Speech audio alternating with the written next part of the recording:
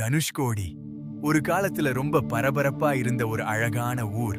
ஆனா இன்னைக்கு அது ஆள் நடமாட்டமே இல்லாத ஒரு பேய் நகரம்னு சொன்னா நம்புவீங்களா? 1964 வருஷம் வந்த ஒரு பயங்கரமான புயல் இந்த முழு நகரத்தையே கடலுக்குள்ள முழுங்கிடுச்சு. ஒரே ராத்திரியில அந்த ஊரோட தலையெழுத்தே மொத்தமா மாறிடுச்சு.